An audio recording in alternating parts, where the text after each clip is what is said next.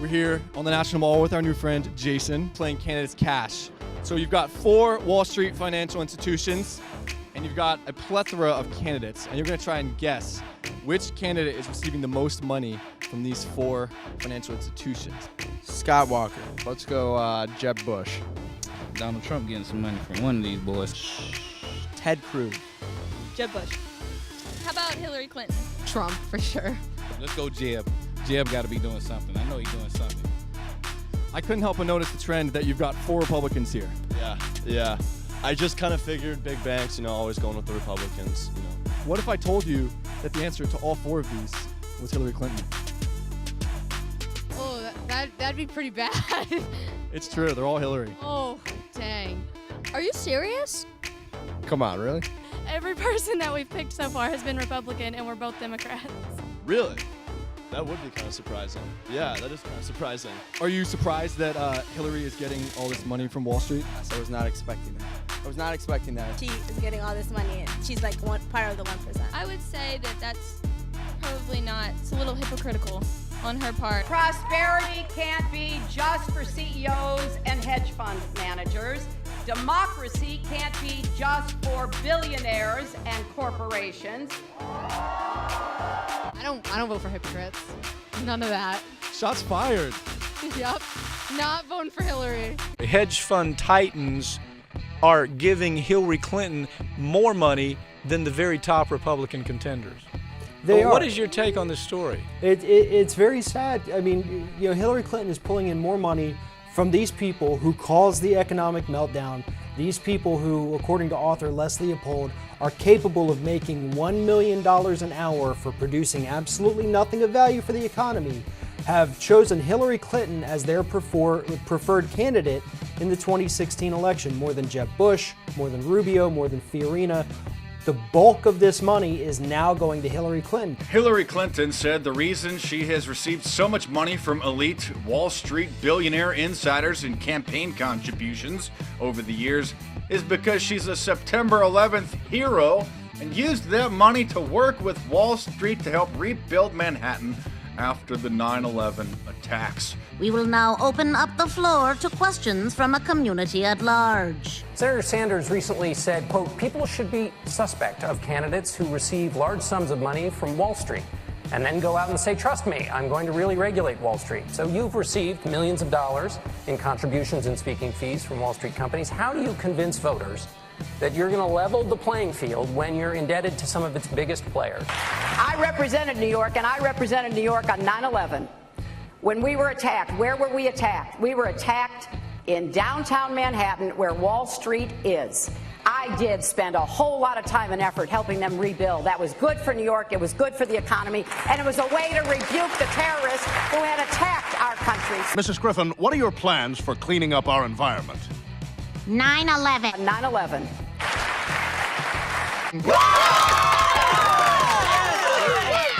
And Secretary Clinton, one of the tweets we saw said this: I've never seen a candidate invoke 9/11 to justify millions of Wall Street donations until now. The idea being that, yes, you were a champion of the community after 9/11, but what does that have to do with taking big donations?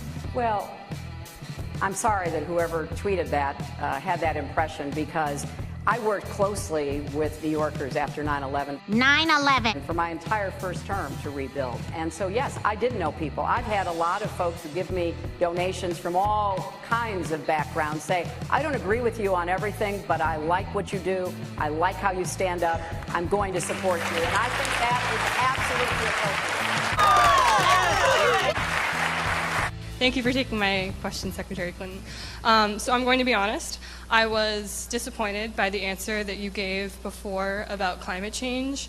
You said earlier that you think this election is going to be a really deciding election for this century, and I think that climate change is a really important part of that. And so I'm wondering, is your answer and your refusal to take leadership on climate change due to the fact that you have contributions from the fossil fuel industry in your campaign?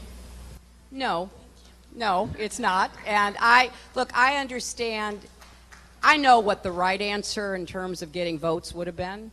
The right answer would have been, you bet I will ban extraction on public lands. And then if somebody said, and how are you going to do that?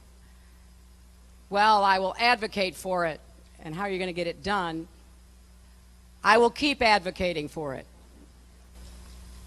We have to change our energy policy. I have been clear about that. I have been repeatedly clear about that. Sorry if the answer, the specific answer, wait just a minute, dear, wait a minute. Well, no, wait.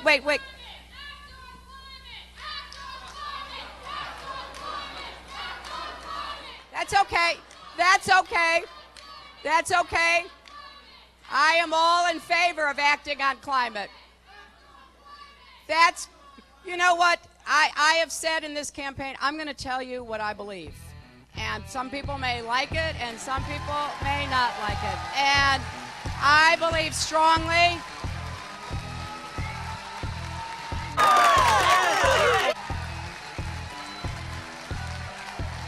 Now, at the debate, Hillary Clinton stated that one of her main enemies was the pharmaceutical industry, but U.S. News reports, quote, Clinton has accepted nearly $1 million from drug and health companies and more than $2.7 million from the insurance field and its related sectors. And this is according to an analysis of public records from the Center for Responsive Politics.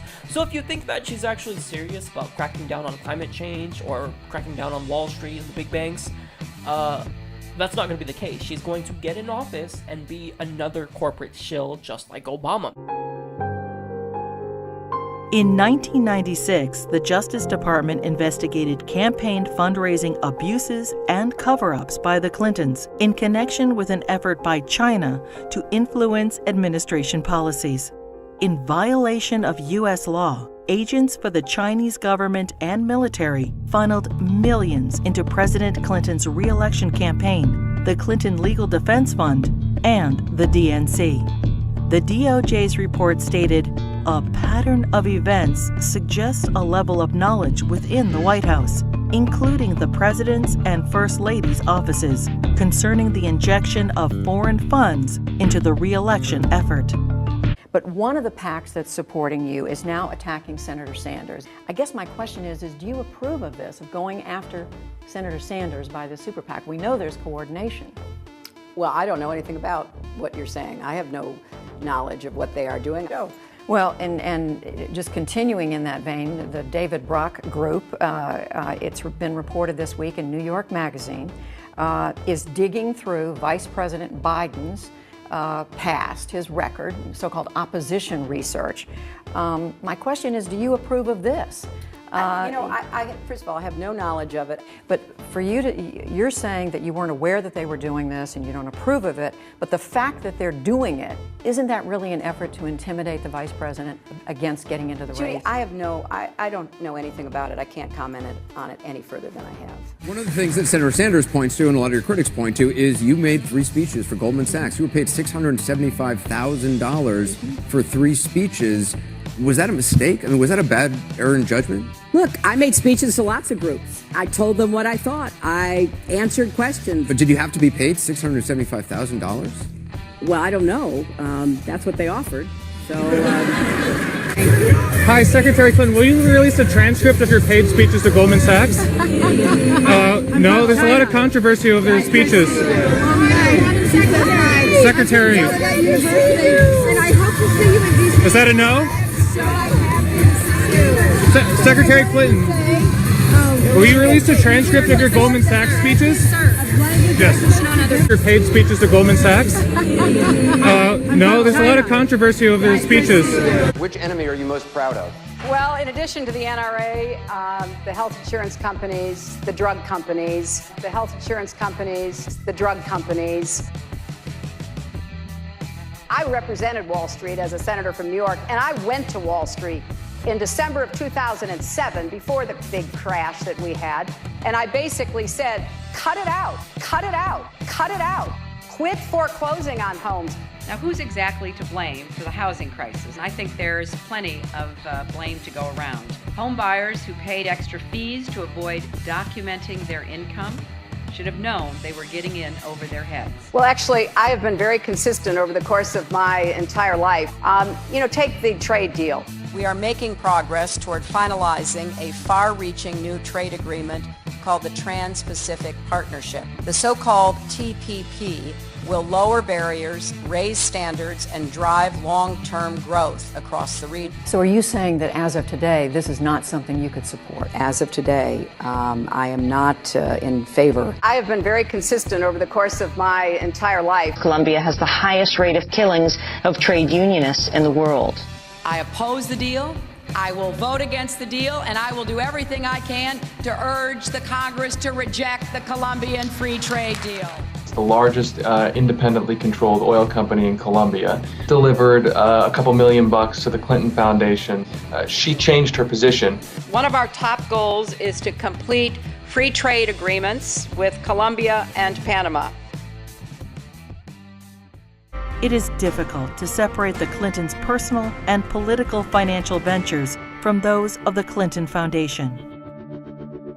The New York Times expose on the Clinton Foundation details moral and fiscal chaos, shameless fundraising, and calls it mired in conflicts of interest. Run by old Clinton friends, it has been grossly mismanaged and, despite enormous donations, ran multi-million-dollar deficits. Already rife with conflicts of interest, the Foundation's offices are now shared by the Hillary Clinton presidential campaign. Americans can give $2,300 to presidential candidates, but there are no limits on donations to foundations. Hillary Clinton cannot legally accept campaign donations from foreigners, but no restrictions apply to foundations. Secretary of State Clinton traveled to Moscow and pressed the Russian government to purchase planes from Boeing. 2 months later, contract in hand, Boeing donated $900,000 to the Clinton Foundation.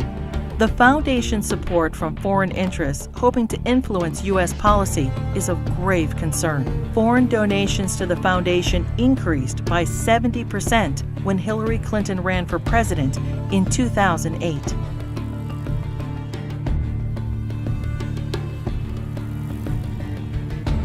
Saudi Arabia has financed terrorists, has an abysmal women's rights record, and punishes homosexuality by death.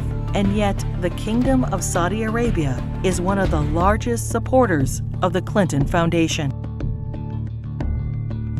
In a Clinton co-presidency, every large donation could raise suspicions of improprieties or influence peddling and lead to non-stop investigations.